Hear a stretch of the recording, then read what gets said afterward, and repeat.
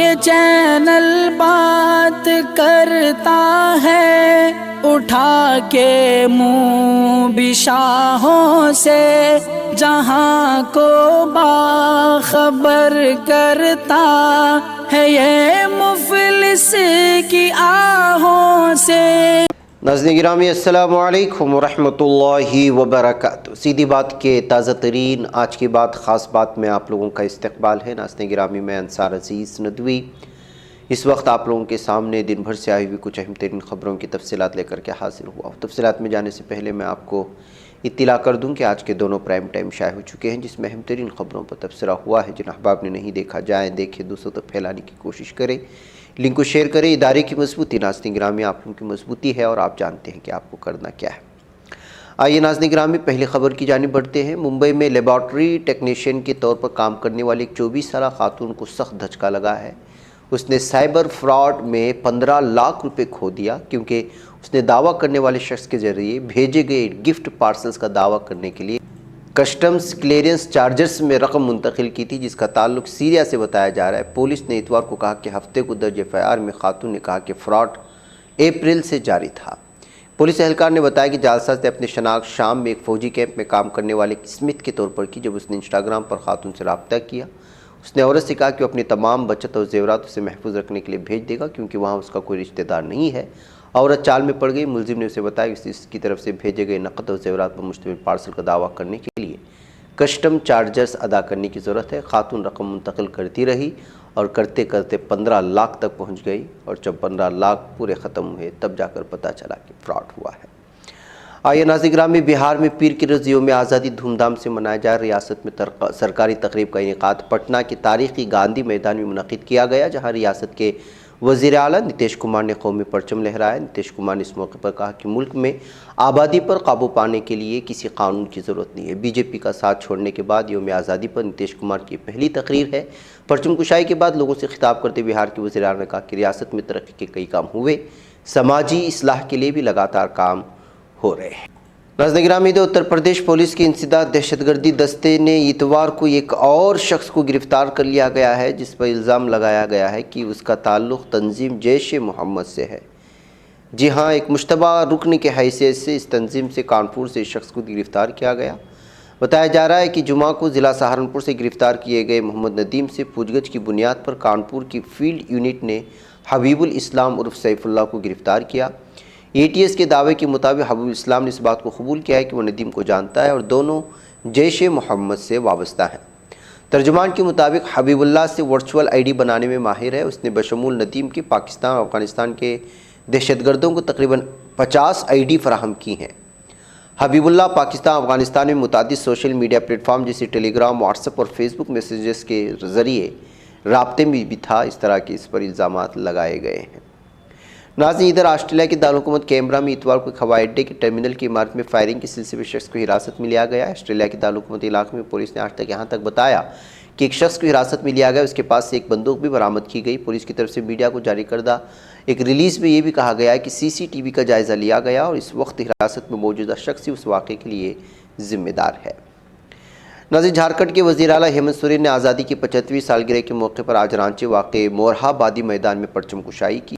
اس دوران انہوں نے ریاست کے نوجوانوں کو مقابلہ جاتی امتحانات کی تیاری کے لیے مفت کوچنگ اور حوصلہ افزائی بھتہ دینے کے لیے وزیر اعلیٰ سارتھی منصوبہ لانے کا اعلان بھی کیا ہے۔ ناظرین میانمار کی عدالت نے معزول لیڈر آنگ سان سوچی کو بدعنوانی کے مزید معاملات میں قصوروار ٹھہرایا اور قید کی سزا میں 6 سال کا مزید اضافہ کر دیا ہے۔ نیوز ایجنسی AP نے پیر کے روز یہ جانکاری دی۔ نوبل امن اعزاز فاتح سوچی فوجی حکمرانی کی نافرمانی کرنے کے لیے پہلے ہی کئی سال نظر بندی میں گزار چکی ہے۔ ناظرین گرامی ادھر مصری دارالحکومت قاہرہ کے ایک چرچ میں آگ لگنے کی سبب 41 افراد ہلاک ہو گئے ہیں۔ یہ بات چرچ انتظامیہ کی طرف سے بتائی گئی۔ دوسری طرف مصر کی وزارت صحت نے بتایا کہ سبب 55 دیگر زخمی بھی ہوئے ہیں۔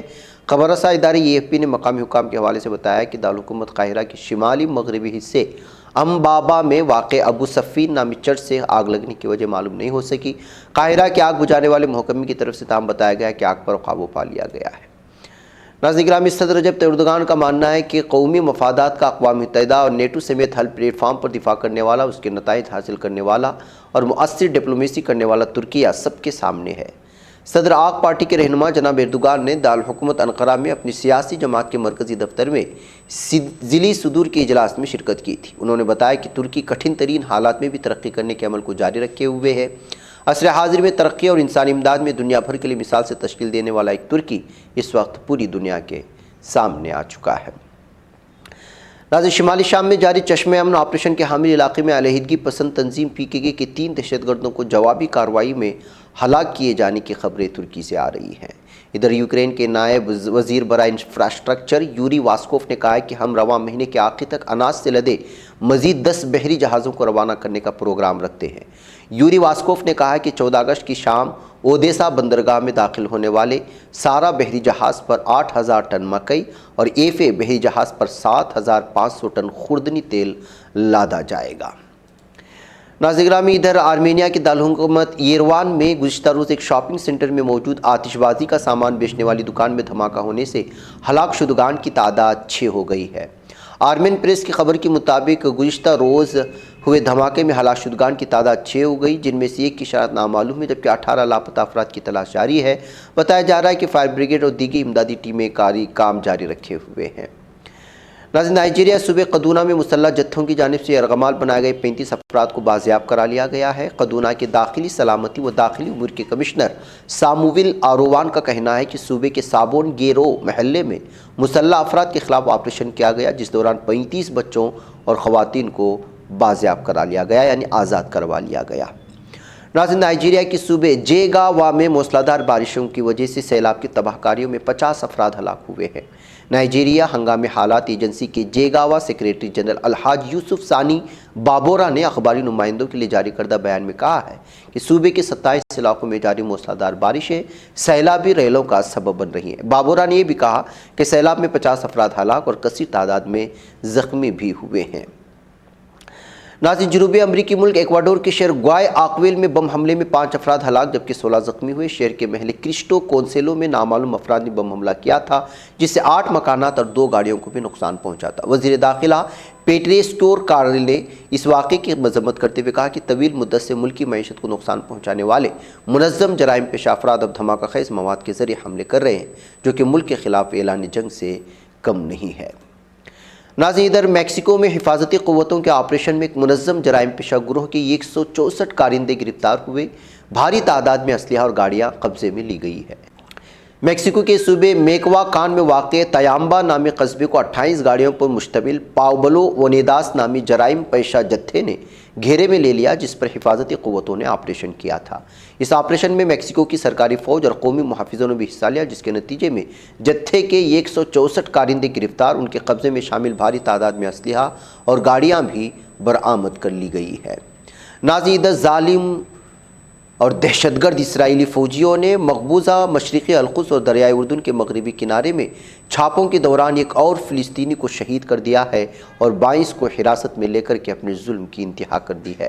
سرکاری وائس آف فلسطین کے مطابق اسرائیلی فوج نے القدس کے شمال میں واقع قصبے کفر عقاب میں ایک فلسطینی کے گھر پر چھاپا مارا تھا۔ اس دوران گولی لگنے سے شدید زخمی ہونے والے فلسطینی نوجوان کو اسرائیلی فوجوں نے حراست میں لے لیا۔ یروشلم کے گورنر کے دفتر کی جانب سے شدید زخمی فلسطینی کے حوالے سے جاری کیے گئے ایک تحریری بیان میں کہا گیا ہے کہ شمالی القدس میں اسرائیلی فوج کی گولی کا نشانہ بننے والا فلسطینی محمد الحشام شہید ہو گیا ہے، جس کی نعش تاحال اسرائیل اپنے قبضے میں رکھے ہوئے ہے اور ابھی تک اہل خانہ کو نہیں دیا گیا ہے۔ ناظرین گرامی، آج کی بات خاص بات میں بس اتنا ہے۔ انشاءاللہ پھر آپ لوگوں سے ملاقات ہوگی۔ مجھے یہاں پر اجازت دیں۔ السلام علیکم ورحمۃ اللہ وبرکاتہ۔ یہ چینل حق نگر بن کر کچل دیتا ہے فتنوں کو، اگر گندی ہو پالیسی تو مرتے دیکھ کتنوں کو، اسی بازار میں بکتے ہوئے دیکھا ہے سپنوں کو، سبھی یکساں ہے یہ پیغام دو غیروں کو اپنوں کو، وطن اہل وطن کا ہے گلے بے خار سیدھی بات۔